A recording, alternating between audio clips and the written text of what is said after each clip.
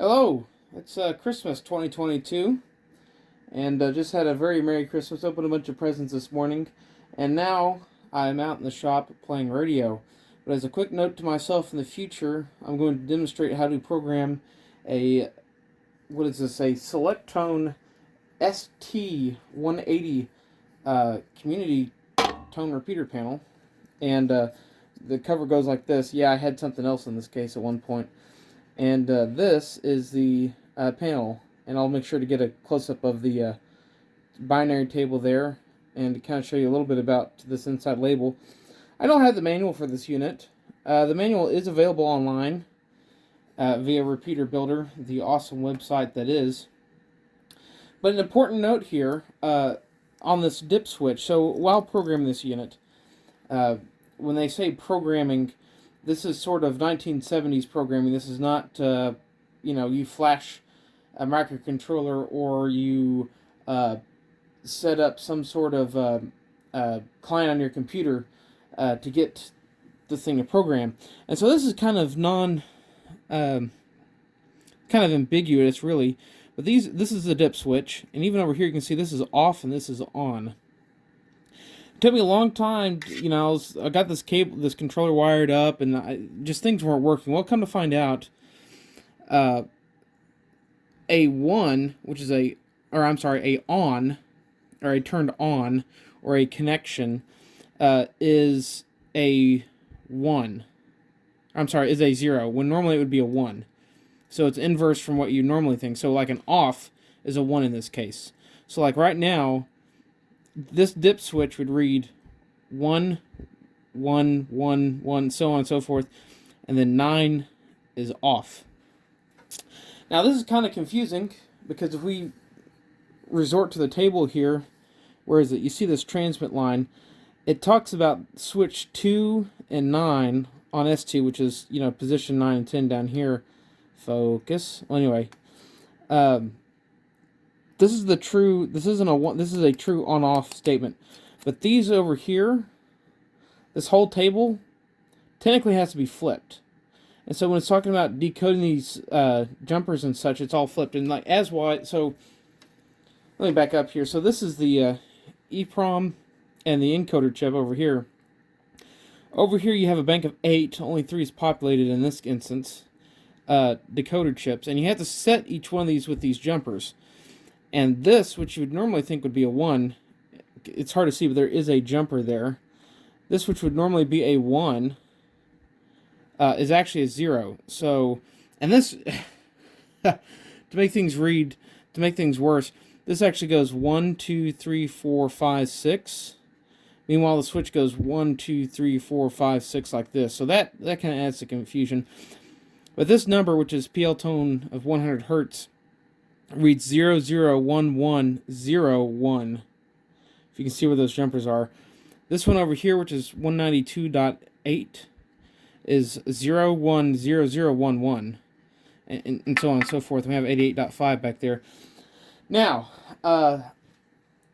interesting enough, when the encoder chip goes to send the same PL tone, it recalls the EEPROM for that tone that is decoded. It recalls what tone it needs to generate out those chips. So you can actually do split tones. And this particular model does not support DCS tones. But anyway, it does support encoding 2 different PL tones. And in this case, I'm not going to do that because it's kind of rarely done, unless you're dealing with something where you want a little bit of added security, where you don't want someone with their Baofeng radio scanning the output tone of the repeater and trying it on the input. That would be one reason to use, say, a split tone. But for the most part, as is the case of this commercial repeater, we're going to be using the same PL tone. Okay, so in this case, this dip switch, we're gonna program this. So we're going to ignore positions 9 and 10. 9 and 10 set the transmit, it's called the transmit limit in the manual, but what that actually refers to here is the timeout timer. And I have it set here at, I believe, 1.5 minutes. What is it set at? On, off. This is set to 2 minutes. which is fairly long. I think the radio is actually set at something like 120 seconds. Might be even less than that. But I could probably set it still to the lowest, which is 1.5 minutes, and probably still be just fine. So anyway, to put this thing into programming mode, you flip dip switch 8 and 7 up. So these are in the on position. Okay. And so then we need to start entering these PL tones from over here in reverse order. And you can also, again, resort to the chart, but you have to make sure to also flip it.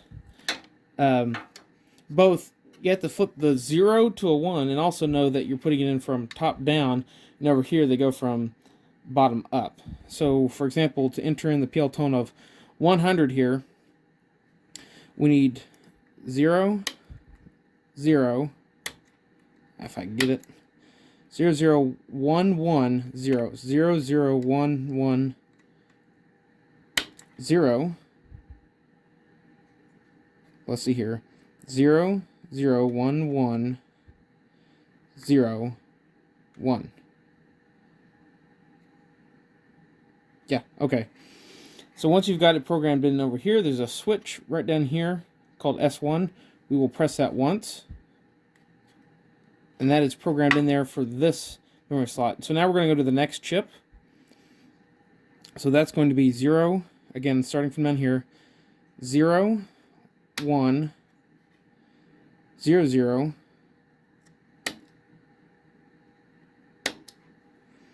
0, 1, 0, 0, 1, 1, 0, 1, 0, 0, 1, 1. Okay, we're going to program that one. Now we're going to do this last one, which would be 0, 0, 1, 1, 1, 0, 0, 1, 1, 1, 0, 0, 1, 1, 1, 0, 0, 0, 1, 1, 1, 0. As you can see, this is kind of a little bit confusing. Sorry if I have to run over things a couple of times here, and that should be our last programming. So now if I can return those to the off position, the repeater should be in normal operations. If I go over here and key up, okay, there you might have heard the, let me check to see what PL tone I'm using. Okay, I'm currently using the 88.5 bank. So there you can see it's keyed up. There it is. I need to set the level. If we go to the other ones, 100, if we go to 192.8, they're all dead. Okay. So now if we go to the other bank, so now we're operating on 100.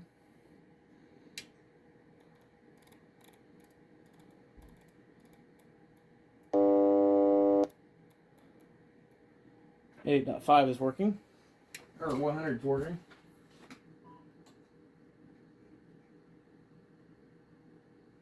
Go here to 192.8. 88.5 signals there. 100. And there it is.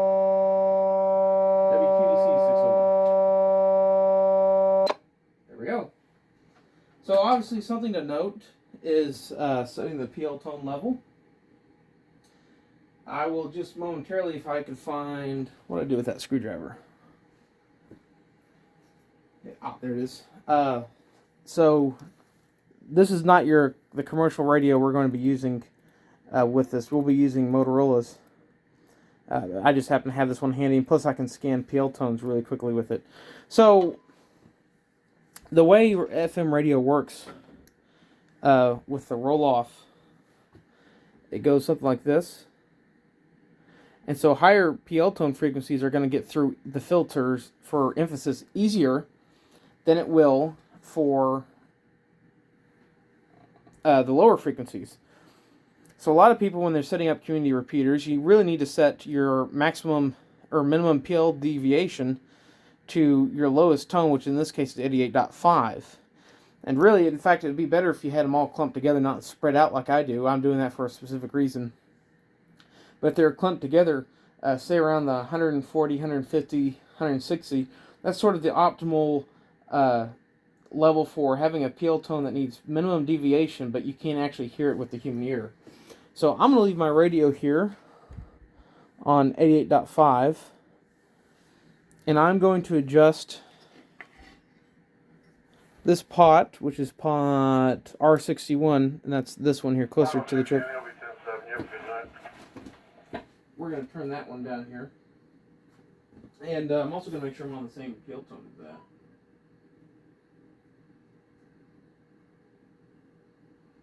that. So now,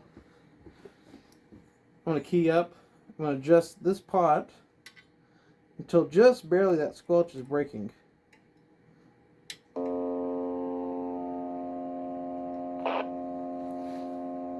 I fell off the knob there. You'll see at a certain point it won't decode it, and the signal will fall out.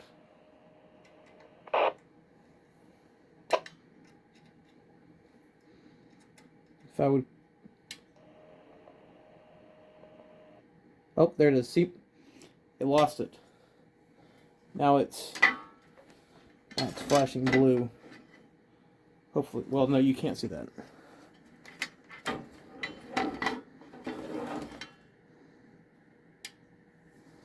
See there, it's flashing blue, and if I just hit this ever so slightly,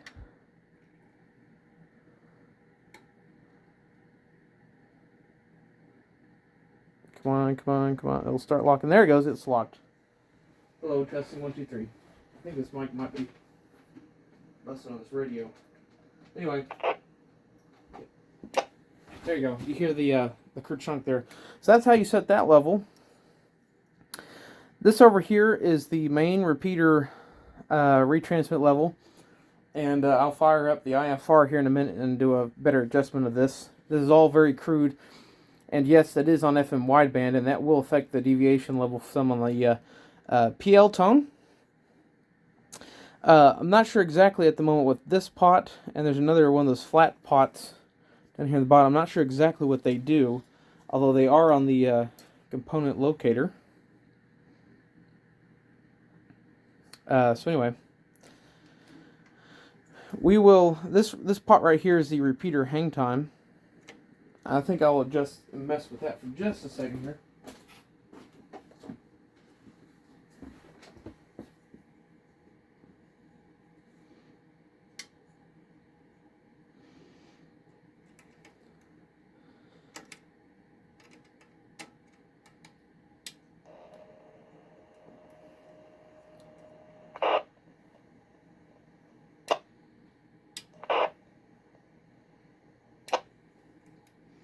Kind of a long hang time there. I think we're getting longer actually.